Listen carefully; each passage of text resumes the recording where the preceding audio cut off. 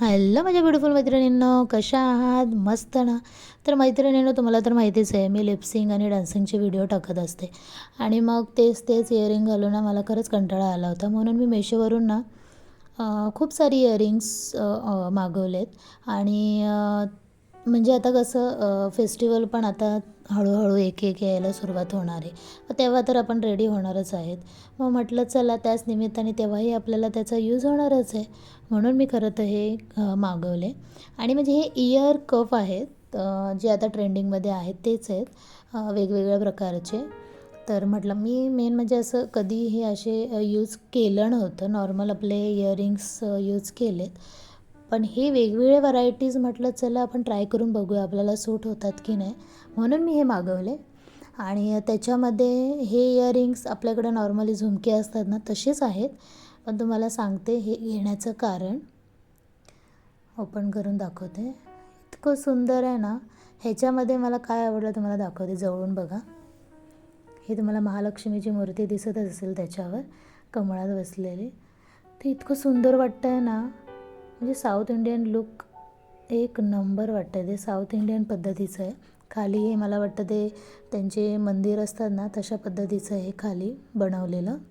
खूप सुंदर वाटतं आहे मल्टी कलरमध्ये आणि हे माझ्याकडे खरंच नव्हतं आणि मी खरंच बघितलंही नव्हतं. काही जणांकडे असेलही, पण मी हे खरंच पहिल्यांदा बघितल्यामुळे मी हे ऑर्डर केलं आणि इतकी व्हरायटीज आहेत ना मेशोवर, खूप व्हरायटीज आहेत.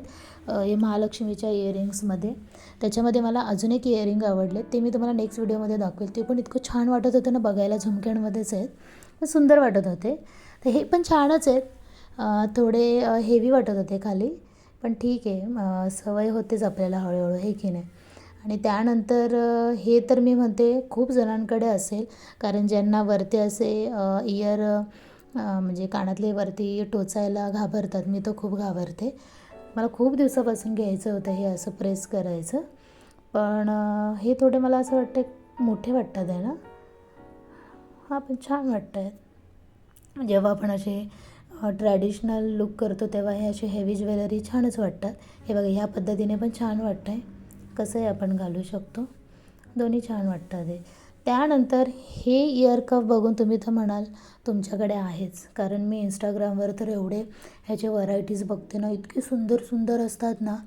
मिशोवर पण आहेतच, पण हे बघा क्वालिटी पण ह्याची छानच आहे. मला वाटतं हे मी 170 का 180 रुपीजचं घेतलं, मला आता नीट आठवत नाही आहे. तर हे पण छानच आहे, म्हणजे क्वालिटी छान आहे. असं नाही की बाबा नुसते कमी रेंजमध्ये, पण हलकी क्वालिटी नाही, एकदम सुंदर आहे. आणि घातल्यानंतर पण बघा किती छान वाटत आहेत. मी तर म्हणते हे ड्रेसवर पण छान वाटणार आहे, असं गरजच नाही साडीची. हे बघा किती सुंदर वाटतात आहे.